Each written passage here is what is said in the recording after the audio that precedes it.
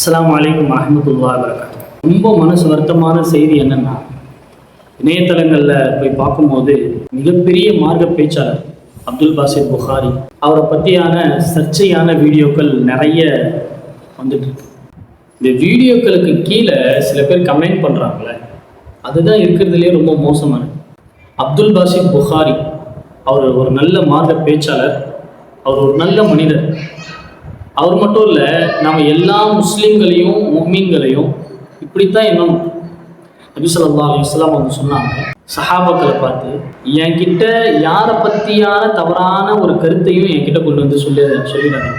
ஏன்னா என்னுடைய உள்ளத்தில் யாரை பற்றியும் தவறான எண்ணத்தோடு நான் வாழ விரும்பலைன்னு சொன்னேன். பலர் கொள்கை ரீதியாக அவருக்கு மாறுபட்டவர்கள் அவர் மேலே நிறைய தப்பான வார்த்தைகளை சொல்லி, நீங்கள் இதனால் இது ஆச்சு, இப்படி சொன்னதுனால தான் அப்படி ஆச்சு, அவுலியாக்களை நீங்கள் மதிக்கலை அதனால தான் இப்படி ஆச்சு அப்படின்னு சொல்லிட்டு இருக்காங்க.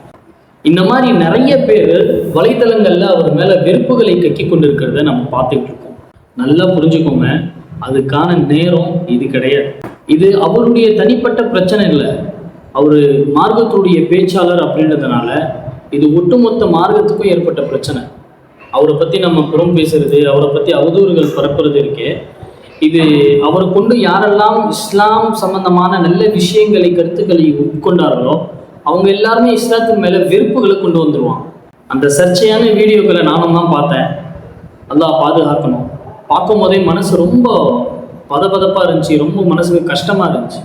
அத்தனை பேர் சுற்றி இருந்தும் அவரை திட்டும் போதும், அவரை ஏசும் போதும் அவர் அமைதியாக இருக்கிறார், எந்த ஒரு ரியாக்ஷனும் காட்டலை. ஆனால் நல்லா ஒத்து பார்த்தீங்க அப்படின்னு சொன்னால், அந்த வீடியோவில் ஒரு வார்த்தை அவர் பேசியிருப்பார். அவர் மேலே நிறைய சொல்லிகிட்டே இருக்கும்போது அல்லாஹ் அறிவான் அப்படின்னு சொன்னார். என்னை பொறுத்த வரைக்கும் என்னன்னா, அவர் அங்கே இருக்கிறவங்களுக்கு மட்டும் சொல்லலை, இந்த வீடியோவை யாரெல்லாம் தப்பாக நினைக்கிறாங்களோ, அவர் மேலே தப்பான எண்ணங்களை கொண்டு இருக்கிறாங்களோ எல்லாருக்கும் அவர் சொன்ன வார்த்தை அல்லாஹ் அறிவான், அல்லாஹ் மட்டும்தான் அறிவான். அதனால இதுல தலையிடுற தகுதி நம்ம யாருக்குமே கிடையாது. எல்லாருக்கும் தனிப்பட்ட வாழ்க்கையில பிரச்சனைகள் இருக்கலாம். உதாரணமா அப்துல்லான்னு ஒருத்தர் இருக்காரு, அவருக்கும் அவருடைய மனைவிக்கும் கொஞ்சம் பிரச்சனை இருக்கு அப்படின்னு சொன்னா, அப்துல்லா பத்தி அவருடைய மனைவியுடைய உறவினர்கள் இடத்துல, அப்துல்லா எவ்வளவு நல்லவராக இருந்தாலும் சரி, அவருடைய மனைவியினுடைய உறவினர்கள் இடத்துல போய் கேட்டோம் அப்படின்னு சொன்னா, கண்டிப்பா அவர் மேல அவதூறுகளை சொல்லி, தப்பான விஷயங்களை சொல்லி அவரை கேவலப்படுத்த தான் பார்ப்பாங்களே தவிர அவர் நல்லவர்னு சொல்ல மாட்டாங்க. காரணம் என்ன? தனிப்பட்ட கருத்துகள், தனிப்பட்ட கோபம், இதுதான் அந்த இடத்துல நடந்திருக்கு அப்படின்றது நமக்கு தெளிவா தெரியுது. ஏன்னா அவர் சார்ந்த எந்த ஒரு வார்த்தையும் அவர் சொல்லலை, என்ன விஷயம் நமக்கு தெரியாது.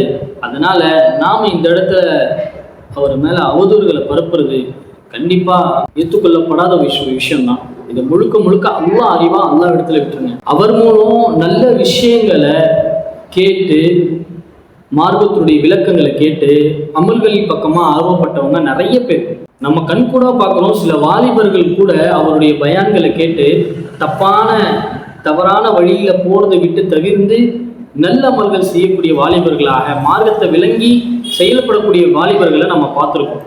அதனால அவரால் பிரயோஜனப்பட்டவர்கள் நிறைய பேர். பெருமானார் ஸல்லல்லாஹு அலைஹி வஸல்லம் அவர்கள் அலி ரலியல்லாஹு அன்ஹு பார்த்து சொன்னாங்க, அலியே, உன் மூலமாக ஒருத்தர் ஹிதாயத் நேர்வழி பெற்றுக்கொண்டால் உன்னுடைய ஈடேற்றத்திற்கு அதுவே போதுமானது என்பதாக சொன்னாங்க. ஆக அவர் மேல தப்பு இல்லை, தப்பு இருக்கு அப்படின்றத பத்தி நான் இங்க பேச வரல. மாறாக அவர் ஒரு மார்க்க அறிஞர், மார்க்க பேச்சாளர். அல்லாஹ் பத்தி, ரசூலை பத்தி, ஈமானை பத்தி, யகீனை பத்தி, நல்ல தன்மைகளை பத்தி அவர் பேசியிருக்கிறார். அப்படிப்பட்டவர் இப்படி செஞ்சிட்டாரு அப்படின்னு சொல்லி மார்க்கத்தை விளங்காதவர்கள் தப்பாக நினைக்க ஆரம்பிச்சிருவாங்க. இது நமக்கு இல்லை, மார்க்கத்துக்கு கெட்ட பேர் ஏற்படுத்தி. ரொம்ப முக்கியமா எல்லாருக்கிட்டையும் ஒரு வேண்டுகோள் கேட்டுக்கிறது என்னன்னா, இந்த வீடியோவை, இது சம்பந்தமான விஷயங்களை தயவு செய்து சமூக வலைத்தளங்கள்ல ஷேர் பண்றத, மற்றவருக்கு பகிர்றத தயவு செஞ்சு நிப்பாட்டிடுங்க. முக்கியமா கமெண்ட்ல போய் அவர் அப்படிதான் செஞ்சிருப்பாரு, அவருக்கு அப்படிதான் வேணும், அவர் இப்படி நடந்துக்கிட்டாரு, அவர் அப்படி நடந்துக்கிட்டாரு அப்படின்னு சொல்லி அவருடைய பயான்களையே அவருக்கு எதிராக போட்டு இந்த மாதிரி செயல்களை தவிர்த்து கொள்ளுங்க. ஏன்னா இஸ்லாம் அழிந்து விட வேண்டும் என்பதாக நினைக்கக்கூடியவர்களுக்கு இதெல்லாம் ஒரு வரப்பிரசாதம். இந்த சூழ்நிலையை அவர்களுக்கு சாதகமாக பயன்படுத்திக் கொள்வாங்க. கடைசியாக எச்சரிக்கையா இருங்க. இது அவருக்கும் அவருடைய குடும்பத்துக்கும் அவர் சார்ந்தவர்களுக்கும் அல்லாஹுக்கும் தொடர்பானது. இதுல நம்மளுடைய எந்த ஒரு தலையீட்டும் தேவையில்லாது. இத்தகுல்லா, அல்லாஹ் பயந்து கொள்ளுங்க. மற்றவர்களுடைய விஷயத்துல எந்த ஒரு விளக்கம் இல்லாம தலையிடுவதிலிருந்து அல்லாஹ் பயந்து கொள்ளுங்க. அல்லாஹ் இந்த உம்மத்துக்கு ஹிதாயத்தை நசீபாக்குவானாக. ஹஸ்ரத் அவர்களுடைய எல்லா பிரச்சனைகளும் தீர்ந்து நிம்மதியான ஒரு வாழ்க்கை அல்லாஹ் தருவானாக. ஆமீன். அஸ்ஸலாமு அலைக்கும்.